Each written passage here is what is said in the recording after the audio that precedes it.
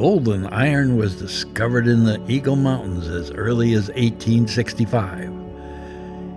And in 1892, there were some discoveries of some rich placer deposits in some of the dry gulches. Black Eagle Road in Joshua Tree National Park has been one of my favorite spots to explore.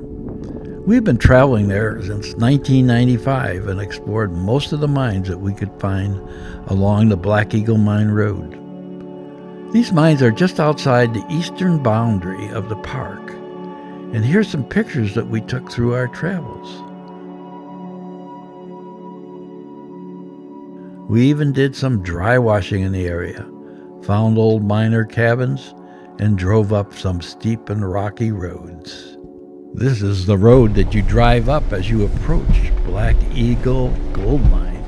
It's a rough road, and you've got to drive slowly and carefully. This day we followed up as far as we could, but we came across a large rock that was blocking our progress. We parked and continued up the road on foot. Just over the hills are the remains of the Black Eagle Gold Mine and its tailing piles. Here's a couple rocks that we found. Looking down on the tailing piles, you can see that they are quite large. About 6 men worked this mine, and they did get a lot of gold out of the area. Over the hill, there's a large open pit mine.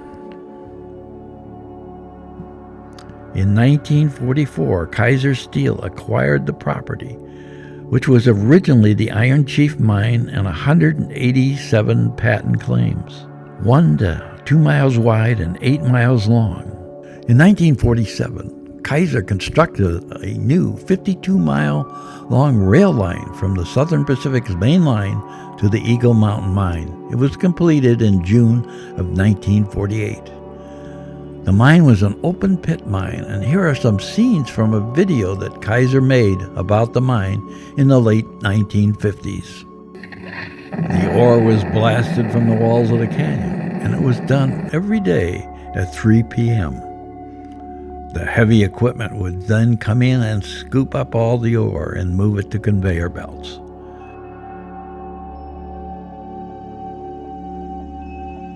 It would be treated and broken down into smaller pieces, which would then be shipped off by rail to their plant in Fontana, where it would be turned into steel.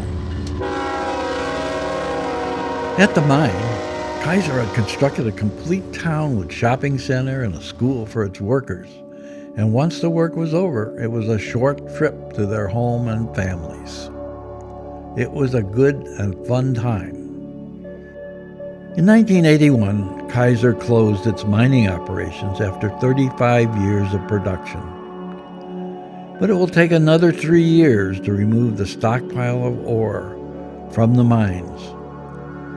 With the main source of income from the town drying up, most of the population left. Eagle Mountain's last store closed in 1982, and then the post office shortly thereafter. In 1988, the shopping center was converted to the Eagle Mountain Community Correction Center, which brought some life back to the area for the next 15 years. Unfortunately, a fatal riot broke out in the correction center in December of 2003, which led to the closing of the prison. It also ended the only source of income the town had. So the last of the residents left. During that same time period, in 1989, Kaiser proposed filling the mine with garbage from the LA area. That, of course, went over real big with the locals who fought the idea. It was finally stopped in 2013. Kaiser then no longer needed the rail lines, and they were pulled up, and the ties and the rails and everything was sold for recycling. Some of these ties now rest in the town of Desert Center. All that's left now are some deserted homes and a small security force which keeps everyone out. There is some minor hope for the town because Eagle Crest Mining is exploring turning the mine into a hydroelectric plant. They would pump water from a lower level pond, which they would construct, to a higher level pond, and then reverse the water flow to run generators, creating electrical power. However, these plans are being held up because there's a lot of environmental and local complaints about it being a poor use of the groundwater. At present, it's only a ghost of its past, and who knows what the future may hold.